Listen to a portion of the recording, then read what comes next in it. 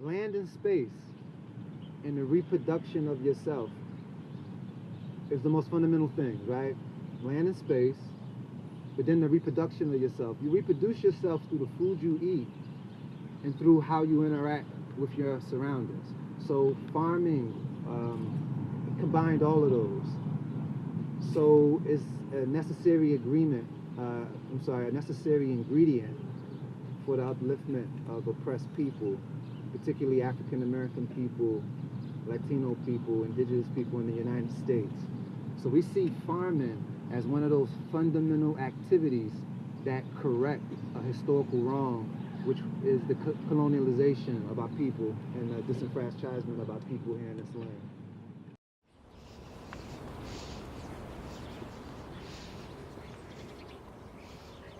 In terms of like decolonization and how it relates to work, I think it happens every day.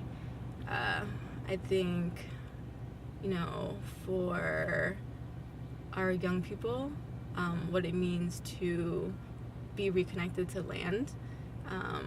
I know for myself,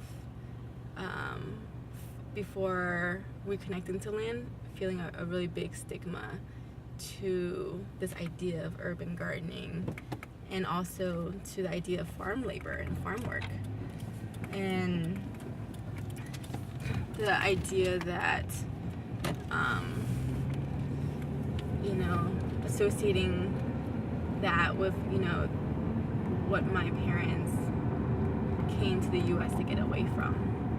And so I think those notions, those ideas that humans are separate from nature, and that farm labor is not valued, is a very colonized ideas in order to have subjugated people of color. In many cases, when people think of who a farmer is, they think of maybe someone who is coming from a rural background, and or they're probably more than likely thinking of a white person as well. So we're also reframing like who a farmer looks like, which is like reclaiming our own cultural traditions of growing, and like where agriculture has been rooted in, particularly in the U.S., has lived with Black people. And this is a 90% Black community, and so that is particularly why it's been important for us to do that, because there's a lot of ways in which Black folks have been systematically removed from the food system and the agricultural system. And I think a lot of times in Black and brown communities, we get taught that like this is the thing to run from, because like farming is not, or agriculture is not seen as like, it's seen as like not the type of work that can help pull you out of poverty, or the type of work that can pull you into a more respected status or professional status. So even how do we reclaim the idea, like why producing food is one of the most important jobs that exists, why feeding people is so important, why connecting to land is important beyond like a professional status. It's definitely more than just gardening and just growing food, even though growing food is central. For us, it's about resurrection. Our people coming back from a dead state. They're coming back to a live state. And if you're going to do that, you need land and space, and you need liberty. So just sort of holding all of those tensions and thinking about how are we creating a pathway for young people to be interested in the field of, young Black and brown people to be interested in the field of agriculture, food work, food justice, working in, rethinking their relationships to the land, etc. And basically, we want justice, but the way we get justice is by reconciling our own power, consolidating it to move forward. So if we grow our own foods, first of all, we cut back financially on a lot of things. And that's liberation. It's like, besides being on that plantation, building that money to go buy your family food with that paycheck that won't be there in 3 days after you get it. So it's like, once you start building dependency, you don't need your oppressor. And basically what I'm getting to, once you build your own dependency on your food, your water, your basic necessities to survive, no one can control you. You are your own free being. It's not just growing food, but it's also how do we build community with each other within the Vietnamese community to grow stronger, and also in solidarity with our Black and Latinx neighbors. So being very visible on the piece of land allows for a lot of that relationship building to happen.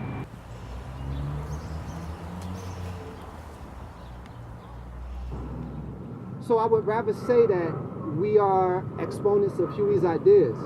Huey believed that the fundamental unit for people would be the community. He said people don't revolve around nations no more because imperialism took their sovereignty. So what do people have to hold on to? People have communities to hold on to. And he defined communities as being a smaller aggregate than a nation, right? And as you pointed out, a nation was already an artificial creation. Who gave anybody the right to say, this land is mine, and after you get to that river, that's yours, and that don't make no sense? Or I got this flag. Huey said the struggle is for liberated communities. He defined community as a collection of institutions that people revolve around. So a community is much smaller. A community is a farmland, is schools, is where you be employed. Huey said the struggle is for us to liberate the communities, to create communities where the institutions serve the people. So the North Philly Peace Park is an example of Huey P. Newton's idea of revolutionary intercommunalism, that each community must control the institutions of their community, and those institutions should serve the development of the community. So the Peace Park, starting with land, which Malcolm said is the basis of independence, hope to develop further a revolutionary intercommunalist or communal type of socialism that's in line with the culture, the needs, the aspirations of the people here in the United States. I have a photo of the Black Panther 10 points, and they are the same 10 points that we're looking at now. And you know, I was born in '72, so for me it's like my whole lifetime there's been a constant and consistent fight, and even before my lifetime, for the same things. So now the issue is, how do we really address that within our communities? How do we start to make a stand and then move forward, so that there's just a propelling energy that keeps us moving to the next point? I think it also represents the work of transformative organizing that we are trying to cultivate too, in addition to resisting and contesting on different campaigns, school reform, immigration policy reform, we also want to create alternatives. We also want to build a world where we want it to be. And until it gets there, we can start building and manifesting it now. And I think the farm is a piece of that as well.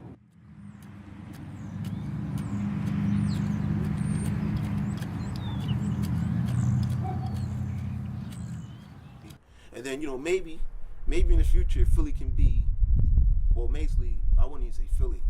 I would just say people first, and the people of color, melanated beings, get together and we build our own city-state, like, how Sparta was. You know what I mean? Like, you can do these things.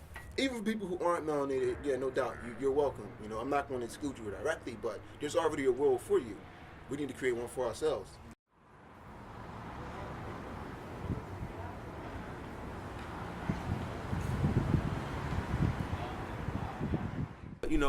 When I study history, it's like, small communities can work too. Yeah, we can build a nation, but it will be the same structure as this. Who will be the head of that nation? Who will be the face? Within that nation, will it be small communities, and we all recognize ourselves as one, and we represent one person to be our spokesman person. But how do we get the system out where we can have a real democracy, or do we choose a spokesman person from each community and then do all these different things? But right now we need to think about sustainable practices. And you can bring in a bunch of people, but you just don't want to keep leading sheep. You want to turn the sheep into, I guess, a herder,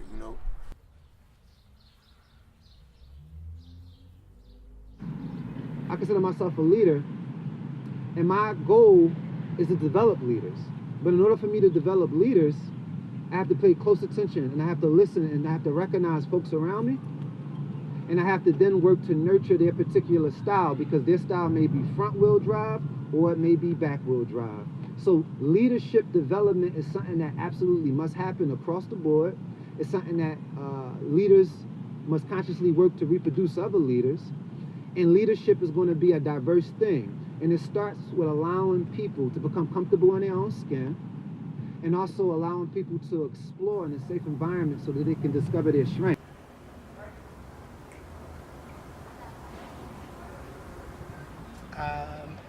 Technically, I'm a builder, so I don't have one title. I'm a builder, engineer. He calls me the mad sciences. He calls me the mad sciences. Basically, I guess it's like engineering, because that's what we're doing. We're making our own dirt. We're building our own systems. So whatever I got to offer, wherever I can fit in, I don't have to be the main one. I don't want to be the main one. I don't even want people to talk to me. I just want to do what I'm doing. Seriously, I don't want nobody to know I'm doing it. I don't want no, fanfare. I don't need nobody to say good job or nothing. I just want to do the work, teach the kids. That's what I need.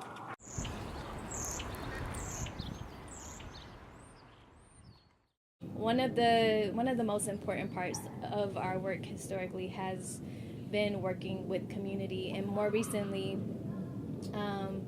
we have taken on the model of participatory education, which is rooted in the Paulo Freire, Miles Horton methodology, and so we're aiming to have all of our education programs align with that model. And what that is looking like so far is we're trying to figure out how are we really developing community members and our young people that work with us into leadership. For me, the farm is symbolic of the methodology of how we approach community organizing, which is uplifting the strengths that is already in our community. Growing cooking isn't something new. It's something that our community has used as a way to maintain their culture and to maintain their identity. And so really utilizing strengths from our community in every organizing campaign, every program that we do is asking, okay, and what can we learn from our ancestors to inform how we do the work today. I think education is one of the most important things in any society. I mean, you're dealing with shaping the human being. The human being has great potential, but education is the factor that determines if that potential can be fulfilled or not. Education is even more important than land, actually, because if you got land and no education, you're going to lose that land. But if you got no land and you got education, you're going to be smart enough to get the land. So it's about education, and when I mean education, I don't mean indoctrination. I mean working to help the human being develop their potential. And nowhere is that needed more than in the African American community.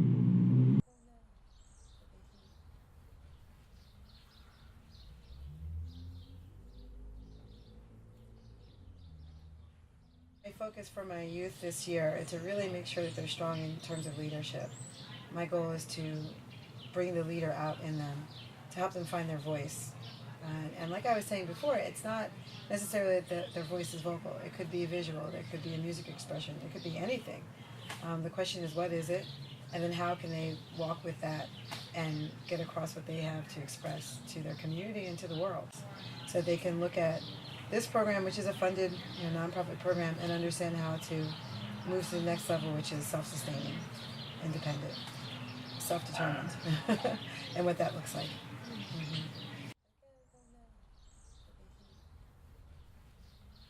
We had a program recently over with Martha Washington the past school year, we taught kids how to meditate. You know, they get to make salads with things that come straight out the dirt. They don't go straight to a supermarket. The kids get out of this basics like, yo, there's more than one way to do things. And you start teaching them like, yo, food doesn't just come from a supermarket, you know. Orange juice isn't just orange juice. It actually comes from a tree, you know. You start teaching them about, you know, just being able to smell fresh air. You know, you start helping them reconfigure their environment to be more intertwined with nature. You know, kids like being out here. You know, they like harassing me, but you know, they get to see different cool things. You know, it's like you're exposed them to a world that they never seen, like a living roof. I never seen a living roof till I started working with urban food. You know, mosaic walls. You know, they come up here and eat a piece of dino kale or mustard green. They never ate a green that's spicy. You know, adds a little tingly sensation to your mouth. So they get a whole new world when they come out here. You know, I mean, my imagination lacks because I'm a little older, but you know, just picture their minds and how flexible they are and how they bend and then how they see this and how it reflects their dreams, how it inspires them.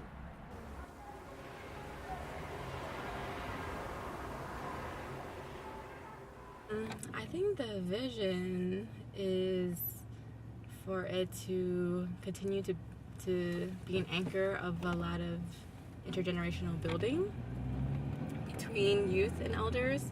You know, that's particularly important because our elders are the generation that came to the U.S. first as refugees, and so they are getting older now, and so that knowledge is dying away unless we teach those lessons, create a space for those lessons to be learned by our young people. So I think the vision is, you know, the elders continuing to teach our young people, and then our young people really stepping in as leaders and taking this work with honor, taking this work with, seriousness to pass it on. You know, I feel like us being young, we feel like everything's gonna turn over tomorrow, but that's not the reality. You know, listening to your elders, they've been thinking the same thing you've been thinking for 40 plus years. So, you know, you just gotta take it a day at a time.